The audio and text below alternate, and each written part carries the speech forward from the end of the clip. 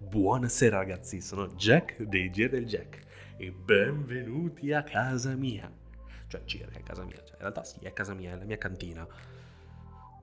Ma quale miglior posto se non la cantina per parlare di birre e birrifici?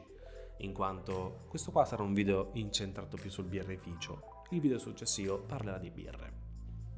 E con quali birrifici inizierò direte voi. Qualcuno può averlo riconosciuto anche perché letteralmente è scritto sul bicchiere.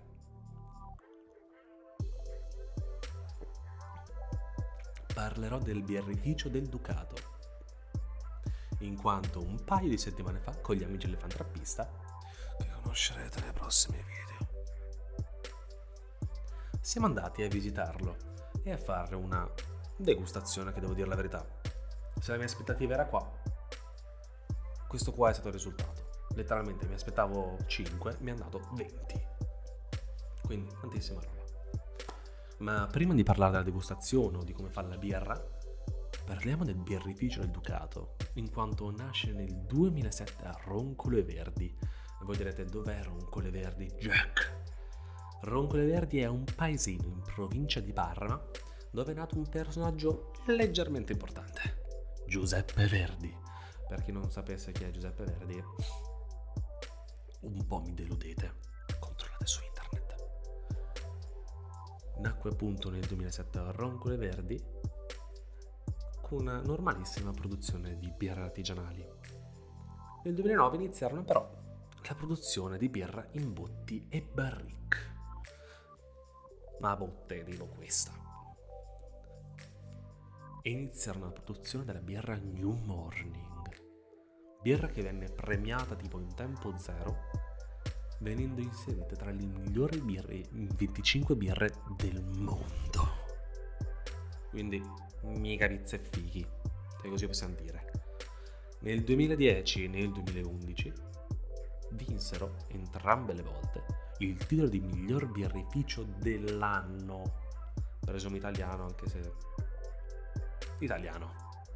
Solo che tanta fama vuol dire tanti soldi vuol dire tanta produzione, e quindi che fare? Si ampliano. Infatti nel 2012 iniziano i lavori per il nuovo birrificio a Soragna, sempre un paesino in provincia di Parma. Metto qua la mappa anche perché sì, sono ancora lì, quindi se avete possibilità andateci a fare un giro. Iniziano appunto i lavori per Soragna e dopo 3 anni di duri lavori si trasferirono effettivamente nella nuova sede, che portò non pochi vantaggi in quanto la produzione schizzò alle stelle letteralmente, e arrivarono anche all'occhio della famiglia Duval nell'ormai lontano 2016. Per chi non conoscesse la famiglia Duval,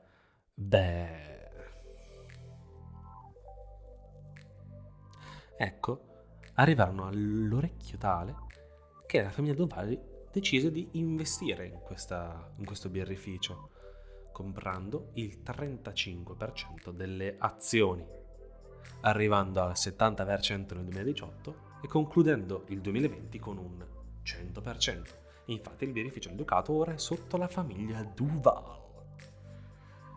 Ma ora iniziamo la parte più interessante. E sto assaggiando un goccino di birra.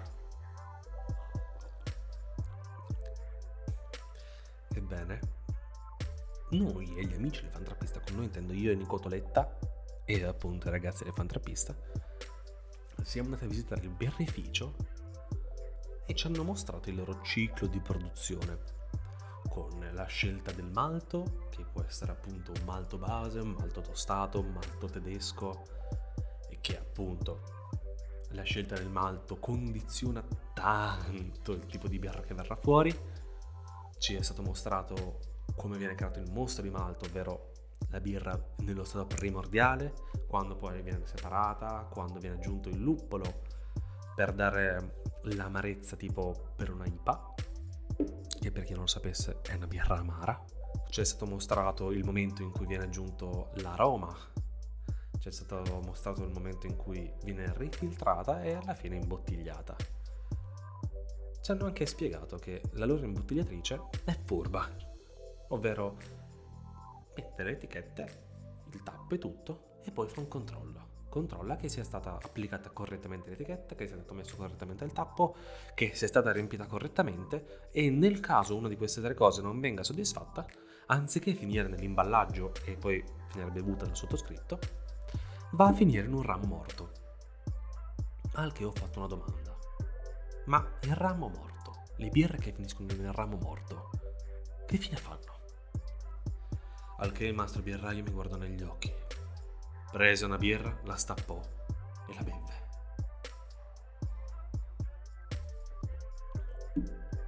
Era esattamente la risposta che volevo.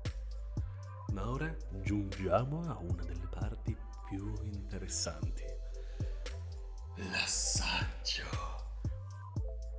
Devo dire la verità, per quello che abbiamo speso per fare la visita e tutto, ci aspettavamo tipo 4 bicchierini da shot riempiti con lo sputo. Beh, no, per nulla.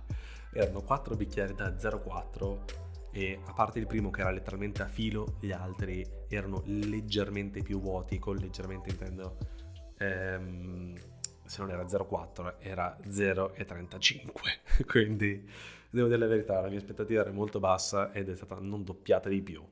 E ci hanno fatto assaggiare 4 birre per l'appunto. La prima birra è stata la Via Emilia. Per chi è dell'Emilia Romagna sa perfettamente dove è la Via Emilia e per chi è della zona sa anche cosa significa per noi la Via Emilia. Avere il traffico alle 7 del mattino. Dicevo, questa birra è un Italian Pils con 3 luppolature. È leggermente amara quando l'assaggi e con un odore quasi resinoso. Devo essere onesto, è una birra molto classica. Cioè, non è considerabile secondo me una birra commerciale, ma tra tutte le birre che hanno, escluse ovviamente le commerciali tipo questa, ferma, escluse le birre commerciali, è tra le più commerciali, tra le più classiche. Secondo me infatti si può tranquillamente bere con una pizza oppure davanti a una partita. E cioè, ci starebbe anche bene con una pizza secondo me. Seconda birra, Freeride, più scura, già più complessa, va già più a gusti. È una West Coast IPA ed è una birra appunto secca e amara. Buona, non è esattamente il mio tipo, troppo amara per i miei gusti. Però secondo me ci sta bene magari averla in compagnia o magari cioè, coi pasti già la vedo più complessa, però c'è magari qualcuno che è più coraggioso e la vuole provare. Terza birra, la Futura. Personalmente è stata la birra che ho preferito e da come ci ha raccontato è letteralmente una novità, in quanto era uscita 3 giorni prima e per farvi capire non esiste ancora la bottiglia, altrimenti l'avrei fatta vedere in sovraimpressione. E tanta roba, tanta roba. Mi è piaciuta veramente un sacco e per farvi capire è piaciuta anche a Nicole che non ama le birre, quindi potete ben capire. Si tratta di una Bock, sempre in stile tedesco, sempre incentrata sul malto e con sentori fruttati al naso, mentre quando l'assaggi tende più al dolce, al caramello e cioè ci sta perfettamente dopo un pasto o anche durante un film. Magari adesso inizio anche a dare consigli di film, vai! Un film non troppo d'azione, perlomeno, un film tranquillone, che te la stai lì, te la sorseggi. Come faccio io adesso,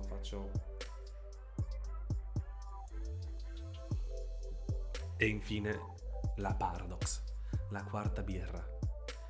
Cioè, se la combatte in realtà con la Futura.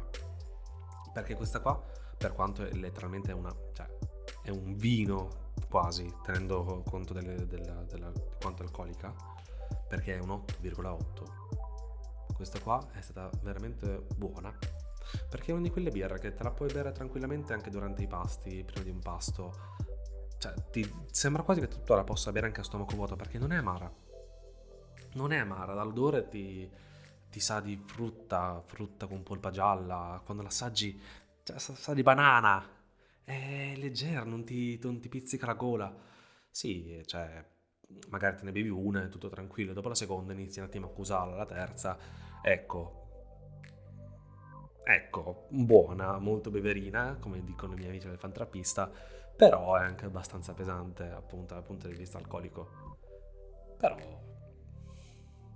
tanta roba, tanta roba. E questo credo sia quasi tutto del birrificio. Il resto lo lascio scoprire a voi, anche perché chi sono io per rovinarvi l'esperienza che abbiamo vissuto noi. Quindi, ripeto, se avete possibilità andateci al birrificio del Ducato stravolentieri. E visto che questo è il primo birrificio, voglio mostrarvi una cosa che voglio fare. Vedete questo giocattolino qua? E se iniziassimo a collezionarli tutti?